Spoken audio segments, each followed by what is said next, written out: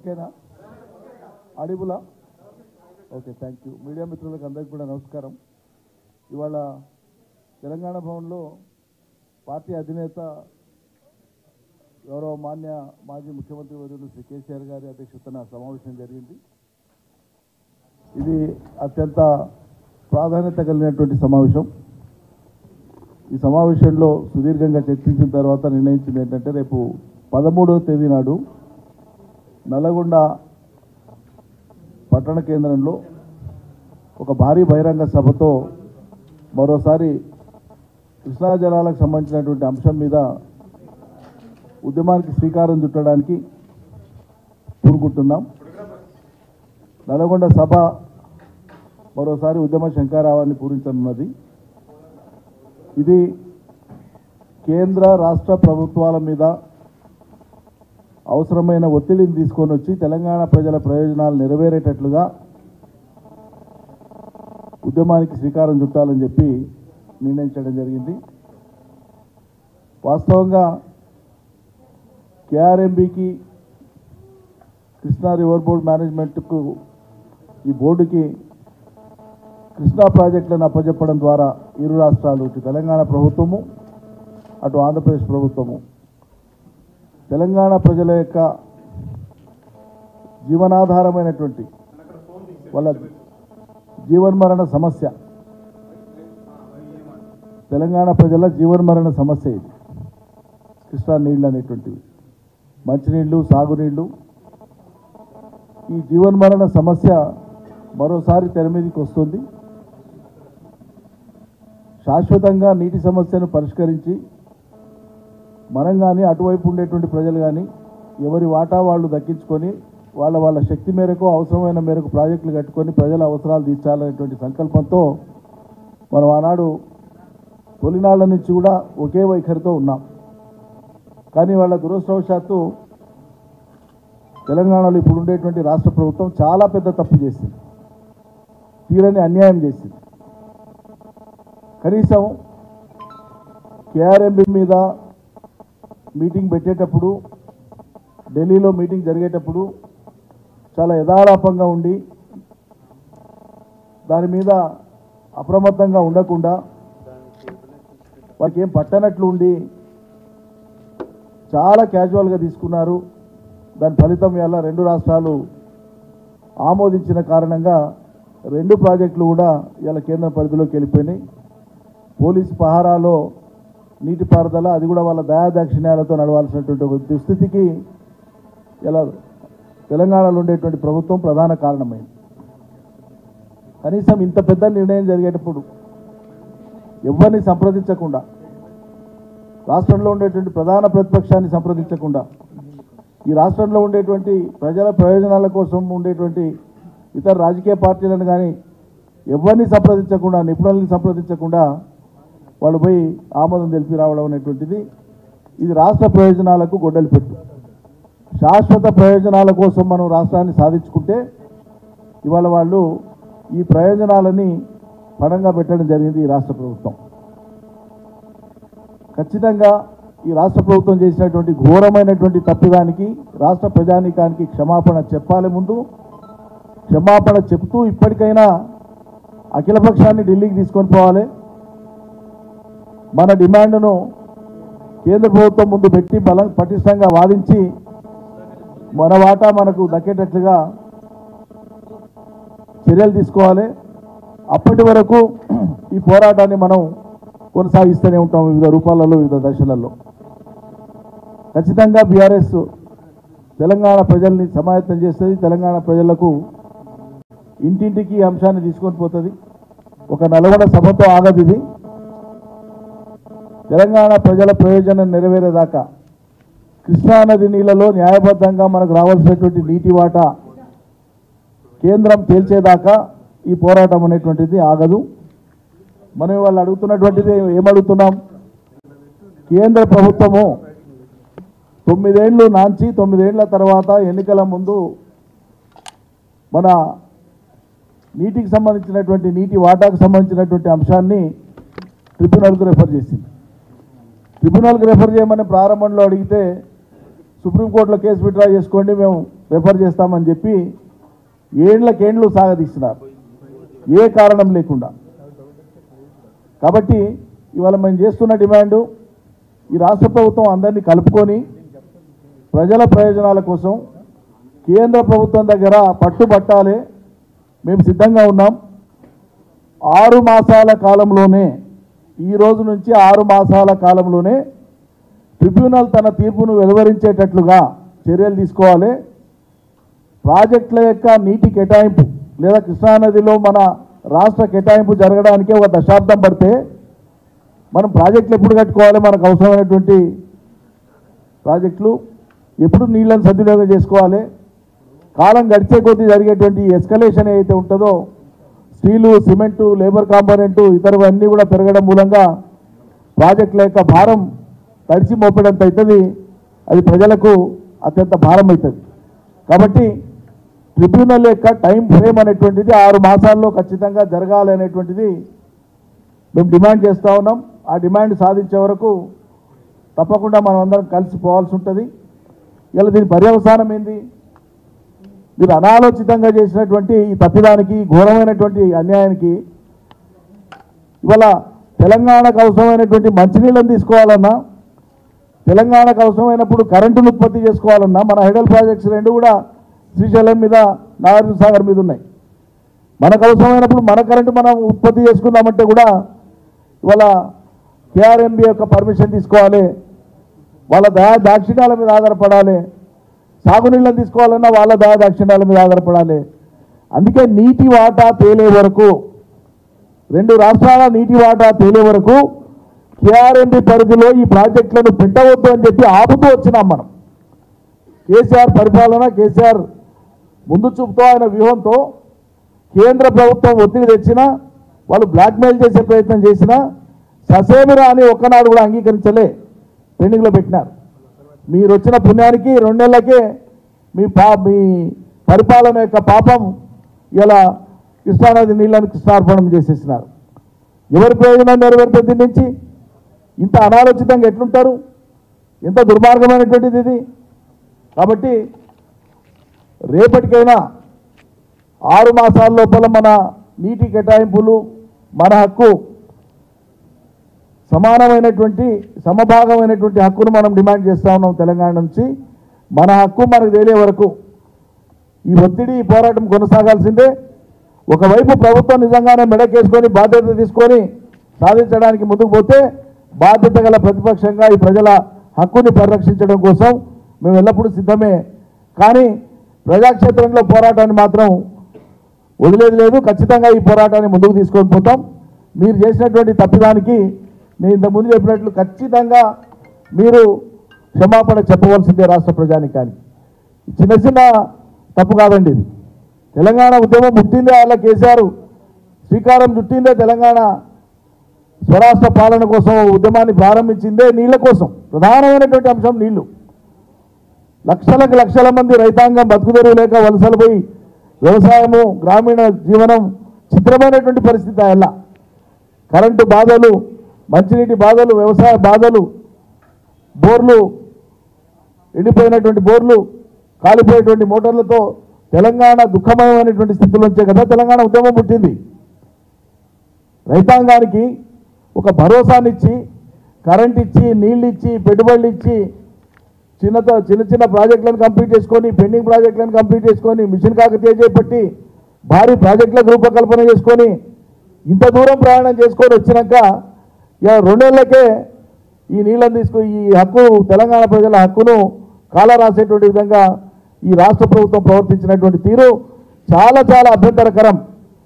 బాధ అనిపిస్తుంది. అసలు ఇంత బాధ్యతారహితంగా ఎట్లా ఉంటుంది ఒక రాష్ట్ర ప్రభుత్వం అని చెప్పి. మొన్న జనవరి 17వ తారీఖు నాడు జరిగినటువంటి సమావేశంలో వాళ్ళు అంగీకరించి వచ్చిన తర్వాత వెంటనే హరీష్ రావు గారు ఒకరోజు, నేను ఒకరోజు ప్రెస్ మీట్ పెట్టినాం. ఇక్కడే మాట్లాడినాం. ఆ రోజే వివరించినాం. అక్కడ సంతకాలు పెట్టొచ్చి రాష్ట్ర ప్రభుత్వం అంగీకరించి తర్వాత వచ్చి వాళ్ళు ఏదో మినిట్స్లో రాసుకున్నారు, కానీ మాకు అంగీకారం కాదని మేము ఇంటి లేఖ రాసినామని చెప్తారు చిన్నపిల్లల్లాగా. దానికే కట్టుబడాలి కదా మరి. కాబట్టి రాష్ట్ర ప్రభుత్వము చాలా ఘోరమైనటువంటి తెలంగాణ ప్రజల యొక్క ప్రయోజనాలకు గొడ్డలి పెట్టుగా ఉండేటువంటి నిర్ణయం తీసుకొని కృష్ణా ప్రాజెక్టులను ఉమ్మడి యాజమాన్యం కింద అంటే కేంద్ర యాజమాన్యం కింద ఉండేటట్లుగా, కేంద్ర యాజమాన్యం అంటే ఏముందండి, ఆంధ్ర ప్రయోజనాన్ని నెరవేరుతుంది. మొదటి నుంచి వాళ్ళు కోరుతున్నారు అదే కదా. తెలంగాణ తన అజమాయిషీ లేకుండా ఎగువన రాష్ట్రం కాబట్టి వాళ్ళ నీళ్లు వాళ్ళు తీసుకుంటే మాకు ఇబ్బంది అవుతుంది అనేటువంటి కారణంతో ఏ ప్రభుత్వం ఉన్నా, ఆనాడు చంద్రబాబు ప్రభుత్వం ఉన్నా, వాళ్ళ జగన్ ప్రభుత్వం ఉన్నా, వాళ్ళ ప్రయోజనం ఒకటే, నీళ్ళు కిందికి రావాలి. తెలంగాణ తన వాటా తను వాడుకునేటువంటి క్రమంలో కూడా అనేక రకాల అభ్యంతరాలు. పవర్ జనరేషన్ చేస్తే కంప్లైంట్ చేస్తారు, మంచినీటి కోసం తీసుకుంటే కంప్లైంట్ చేస్తారు, మనం ప్రాజెక్టు కట్టుకుంటే కంప్లైంట్ చేస్తారు. ఇవన్నింటినీ అధిగమించుకుంటూ మెల్లిమెల్లిగా వ్యూహాత్మకంగా ఇలా పాలమూరు రంగారెడ్డి 80% పూర్తి చేసింది కేసీఆర్ గారు. ట్రయల్ రన్ అయిపోయింది. ఓన్లీ ఫార్వర్డ్ కాలువలు మాత్రమే ఇప్పుడు చేయవలసినటువంటి పని మిగిలింది అంతే. పాత ప్రాజెక్టులు దాదాపు పూర్తి చేసుకున్నాం. మళ్ళీ ఇవన్నీ కూడా ప్రశ్నార్థకం కావా భవిష్యత్తులో మీరు తీసుకునేటువంటి నిర్ణయాల మూలంగా? అందువల్ల కేంద్రం ఖచ్చితంగా స్పందించి ట్రిబ్యునల్ 6 మాసాల లోపల తీర్పు ఇచ్చేటువంటి విధంగా ఒకవైపు ఉద్యమాన్ని బలోపేతం చేస్తాం, ఉద్యమానికి శ్రీకారం చుట్టి దీన్ని బలోపేతం చేస్తాం ప్రజాక్షేత్రంలో. రెండో వైపు అటు కేంద్రం మీద ఇటు రాష్ట్ర ప్రభుత్వం మీద తీవ్రమైనటువంటి ఒత్తిడి పెడతాం. ఈ తెలంగాణ ప్రజల జీవనమరణ సమస్య, ఇది రాజకీయ ఉద్దేశాలు లేవు ఎవరికి కూడాను. నీళ్లు తప్ప, నీళ్లు లేకపోతే తెలంగాణ ఎందుకండి? తెచ్చిందే తెలంగాణ నీళ్ళ కోసం. ఆ నీళ్ళనే మీరు గంగార్పణం చేసేస్తే, కృష్ణార్పణం చేసేస్తే పాలన ఎందుకు ఇంకా? కాబట్టి కేంద్ర ప్రభుత్వం తన ట్రిబ్యునల్ ద్వారా జరిగేటువంటి ఆ పరిష్కారం 6 మాసాల్లో తప్పకుండా చేయాలని చెప్పి డిమాండ్ చేస్తూ ఈ రాష్ట్ర ప్రభుత్వం క్షమాపణ చెప్పాలి. అదేవిధంగా ఇప్పటికైనా దేశజాలకు పోకుండా రాజకీయాల కోణంలో ఆలోచించకుండా తెలంగాణ ప్రజల ప్రయోజనం నిజంగా మీకు పడితే 9.5 ఏళ్ల కాలం పాటు పరిపాలన చేసినటువంటి పార్టీ వాళ్ళ ప్రతిపక్షంలో ఉంది, బాధ్యత గల ప్రతిపక్షంలో ఉంది. ఆయన తిండి గింజలు కరువైన నాటి నుంచి వాళ్ళ దేశానికి అన్నం పెట్టే స్థితికి తెలంగాణను తెచ్చినటువంటి బాధ్యత పోషించింది కేసీఆర్ ప్రభుత్వం. మెసేజ్ ఎందుకు మీకు? కూర్చోబెట్టి మాట్లాడొచ్చు కదా, అందరిని పిలిచి మాట్లాడొచ్చు కదా. ఈ సమస్య ఉంది, ఏం చేద్దాం, ఎట్లా ముందుకు పోదామని మాట్లాడొచ్చు కదా. ఆ పని చేయకుండా గత ముఖ్యమంత్రిని, గత పరిపాలనను తిట్టడమే అజెండాగా పెట్టుకొని మొదలు సాగుతారా మీరు? నీళ్ళ గురించి మాట్లాడమంటే, నీళ్ళ హక్కును కాపాడమంటే. అందుకోసమే రేపు 13వ తారీఖు నాడు నల్గొండలో ఒక భారీ బహిరంగ సభ ద్వారా ఈ అంశాన్ని ప్రజల్లోకి బలంగా తీసుకొని పోవడానికి శ్రీకారం చుడుతున్నాం. ఈ ఒత్తిడిని పెంచుతాం, ఈ ఉద్యమాన్ని మరింత తీవ్రతరం చేస్తాం, ఖచ్చితంగా ముందుకు సాగుతాం. Thank you.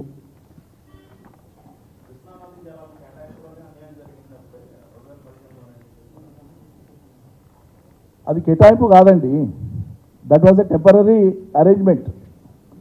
మేము ఏడాది లోపలనే ఫైనల్ అడ్జుడికేషన్ చేస్తాము. మొత్తానికి మొత్తం 2 రాష్ట్రాల మధ్య ఏడాది లోపల కంప్లీట్గా మీకు ప్రక్రియ కంప్లీట్ అయిపోతుంది. అప్పటిదాకా టెంపరీగా మాత్రమే వాడుకోండి అనేటువంటిది ఆనాటి అంగీకారం.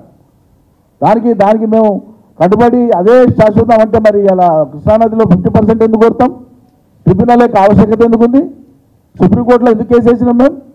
కేంద్రం మళ్ళీ మమ్మల్ని కోర్టులో ఉన్న పిటిషన్ విత్డ్రా చేసుకోండి, మీరు ట్రిబ్యునల్కు మేము రెఫర్ చేస్తామని చెప్పి కేంద్రం ఎందుకు చెప్పింది? ఇప్పుడు మళ్ళీ ట్రిబ్యునల్కి ఎందుకు రెఫర్ చేసింది కేంద్రం? ఎందుకు రెఫర్ చేసింది ట్రిబ్యునల్కు? ఆ నీళ్ళే ప్రామాణికమైతే, ఆ కేటాయింపే ప్రామాణికమైతే మరి పంచాయతీ ఎందుకు ఉంది? అలా final adjudication of matter is still pending. అది జరగడం కోసమే ట్రిబ్యునల్. గతంలో నిర్దిష్ట కాల వ్యవధి పెట్టలే, కాలయాపన చేసిండ్రు. అందుకే ఇవాళ మేము డిమాండ్ చేస్తున్నాం, ట్రిబ్యునల్కు రెఫర్ చేసింది ప్రభుత్వం ఇటీవల, కానీ ఎన్నికల ముందు నిర్దిష్ట కాల పరిమితి 6 మాసాలు పెట్టమని మేము డిమాండ్ అందుకే చేస్తున్నాం. రేపు తెలుసండి ట్రిబ్యునల్ తెలంగాణకి ఎంత ఉందో, ఆంధ్రకి ఎంత ఉందో నీళ్లు. విజేష్ కుమార్ ట్రిబ్యునల్ ఇంతకుముందు ఇచ్చిన ఫైండింగ్స్ ఉన్నాయి కదా. గతంలో ఇచ్చినటువంటి అలొకేషన్స్ 75% డిపెండబిలిటీ మీద తీసుకున్నారు గతంలో.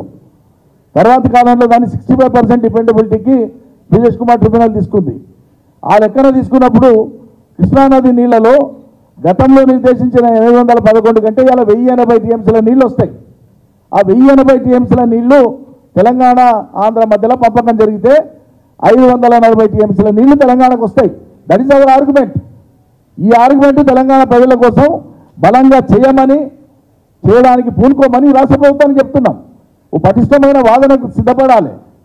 అది చేయమంటే రాష్ట్ర ప్రయోజనాలకు సంబంధించింది చేయమంటే యాడ్నో పగుళ్ళు వస్తే యాడ్నో ఇంత పోతే దీని మీద మేము కేసు పెడతాం, దీని మీద ఇది చేస్తారు. ఇదా చర్చ? రాష్ట్ర ప్రయోజనాలు పట్టవా?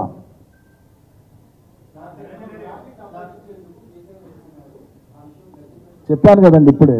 ఏమండి?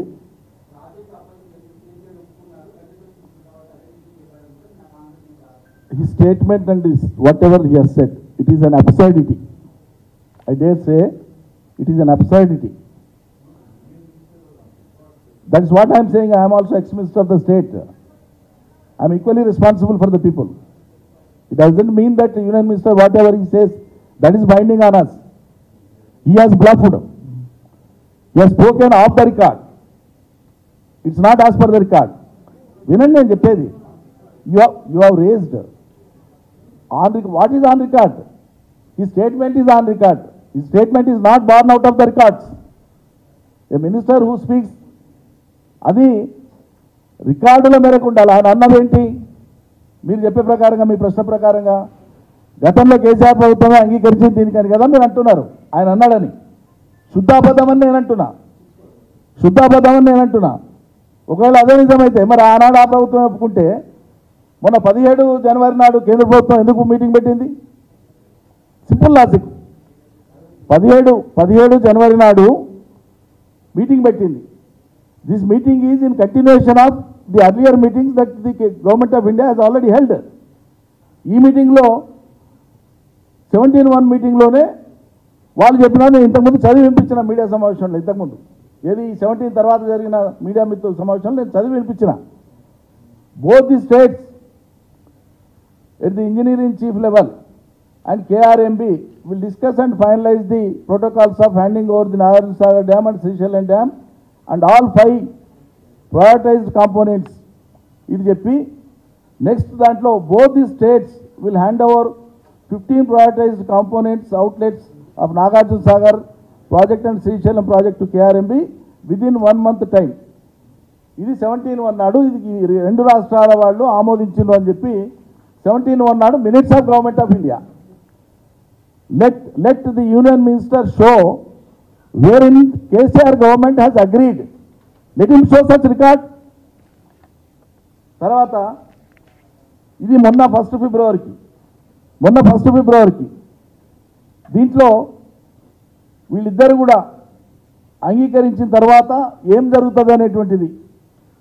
when all the outlets are handed out to the KRMB, these will be under the control of KRMB and will be manned by the staff from both the states in equal proportions. The staff will report to KRMB, though their salary and other benefits will be paid by the respective state governments. అయిపోయింది. మీకు ఇంకా interesting మీరు అడిగారు కాబట్టి మిత్రమా, I'm quoting 3 minutes of the union government that were held.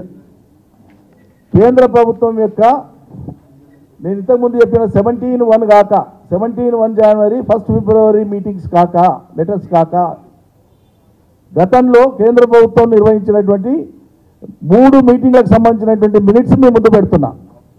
ఒక meeting 2020, this is 2020లో జరిగింది. 22 October 2020 ఈ మినిట్స్ ఉన్నాయి. ఈ మినిట్స్లో తెలంగాణ అంగీకరించినట్లు ఎక్కడా లేదు. ఉంటే అంగీకరించిందని రాయాలి కదా.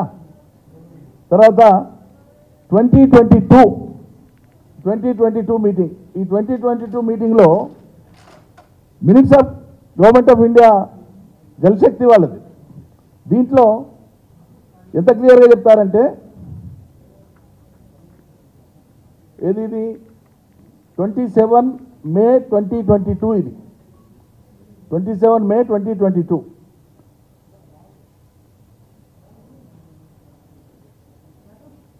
Handing over of Srisailam and Nagarjuna projects to KRMB అనే సబ్జెక్ట్ కింద ఆ అంశం కింద రాస్తూ presenting the agenda item, member KRMB briefed about board's consensus decision taken its 15th meeting for handing over 15 direct outlets components of Srisailam and Nagarjunasagar projects by respective states to the KRMB. It was informed that Government of AP has issued orders for the transfer of 5 components of Srisailam and 1 component of Nagarjunasagar to KRMB. ఇది government of Andhra Pradesh సంబంధించింది. With the directions for effecting handing over simultaneously with handing over by Government of TS. While matching government orders for transfer of 2 components of Srisailam and 7 components of Nagarjunasagar by Telangana were still awaited. Telangana ప్రభుత్వం సమ్మతి ఇవ్వలే ఇంకా. తెలంగాణ ప్రభుత్వం సమ్మతి ఇవ్వలే ఇంకా అని ఎప్పుడు చెప్తున్నారు? 22nd May చెప్పినారు. 2020లో చెప్పలేదు, ఇవ్వలేదు. తర్వాత 23 ఇది 19th May 23 ఉన్న ఎన్నికల తర్వాత అందులో కూడా the special chief secretary irrigation and command area department government of Telangana state stated that they do not agree for transfer of the components of Srisailam and Nagarjunasagar and stressed that the matter may be referred to the Apex Council to discuss common assets and to review the Gazette notification number 2842 dated 15/7/21. KRMBకి సంబంధించినటువంటి అయితే gazette ఉందో ఇది project stand out చేసి ఆ గజెట్నే question చేస్తున్నారు వీళ్ళు కాబట్టి apex కౌన్సిల్కి refer చేయండి అని తెలంగాణ ప్రభుత్వం అడిగింది. వీళ్ళు సమ్మతిస్తలేరు అని కేంద్ర మినిట్స్ వాళ్ళు ఇచ్చినారు. కాబట్టి అట్లా బాధ్యత లేకుండా మాట్లాడినటువంటి కేంద్ర మంత్రి గారు ప్రజలను తప్పుదోవ పట్టించే విధంగా ఈ రాష్ట్ర ప్రజలకు అన్యాయం చేసే విధంగా వాళ్ళు మాట్లాడిందంటే ఎవరి ప్రయోజనం కోసం మాట్లాడిందో వాళ్ళు అర్థం చేసుకోవాలి. అధికారంలో ఉన్నది కాంగ్రెస్ పార్టీ, తప్పు మాట్లాడుతున్నది బీజేపీ కేంద్ర మంత్రి.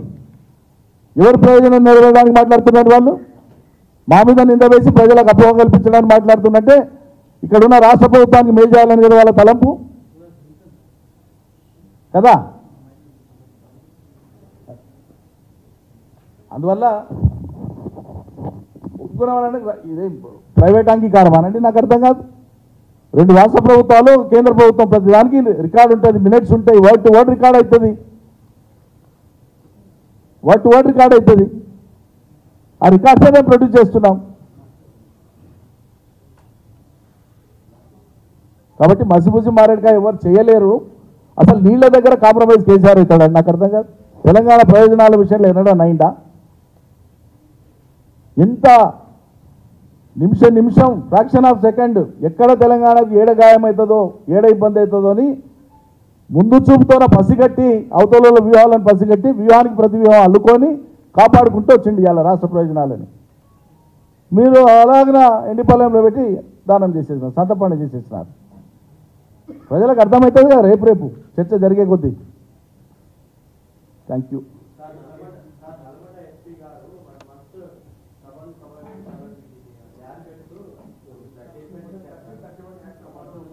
No, we are least bothered about what SP has said. We don't take into consideration the comments or statements of the administrative officers. It is the viewpoint of the state government. మంత్రి అక్కడ ఉండేటువంటి మంత్రి ఆ జిల్లా నుంచి ప్రాతినిధ్యం వహించేటువంటి మంత్రి కోమటిరెడ్డి గారు మాట్లాడిన మాటలే ఆమె రీటరేట్ చేసింది. కోమటిరెడ్డి గారు మాట్లాడి ఎట్లా సభ పెడతారో, కేసీఆర్ ఎట్లా తిరుగుతాడో, లేకుంటే ఏమేం చేస్తారో ఇంత పొడుగు మాట్లాడిండు. ఇక మీ గురువు రాజశేఖర రెడ్డి ఆంక్షలు పెట్టినప్పుడే దుమ్ము లేపినాం. మీ గురువు రాజశేఖర రెడ్డి గారు ఆంక్షలు పెట్టి ఉద్యమాన్ని గొంతు పిసుకుతా అన్ననాడే కేసీఆర్ వాళ్ళ జుట్లో తేలిండు. ఇటువంటి మాటలు మాట్లాడి అభాస్పాలు కావద్దు. అంటే ఉండండి దయచేసి. ఇప్పుడు ఉద్యమంతో రాష్ట్రం తెచ్చిన వాడు కేసీఆర్ ఇంట్లో కూర్చొని తేలే. 2 ఎంపీలతో దేశాన్ని ఒప్పించి తెచ్చిండు. ఎన్ని ప్రతి వ్యూహాలు ఎంతమందిని ముగ్గులోకి లాగింది, ఎంతమంది చేత అనిపించింది, ఇదంతా చరిత్రనే కదా, కళ్ళ ముందున్న చరిత్రనే. ఇలా బాధ్యత గల ప్రతిపక్ష పార్టీ ప్రజాస్వామ్యంలో మేము 39 మంది శాసనసభ్యులు, 15 మంది ఎంపీలు, మొత్తం జిల్లా పరిషత్తులు, ఎమ్మెల్సీలు, ప్రజాస్వామ్యంలో వేరే formidable force in the state. ప్రజాస్వామ్యంలో ప్రధాన ప్రతిపక్ష పార్టీ నాయకుడిని పార్టీని వాళ్ళకి సంబంధించిన కార్యక్రమాలను జరగకుండా చేసేటంత అప్రజాస్వామికంగా మీరు పోతే ప్రజలు చూసుకుంటుంటారా? కానూను ఊరుకుంటారా?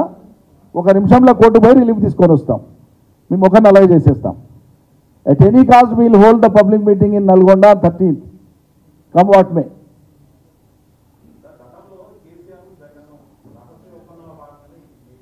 ఈ మొదట్లో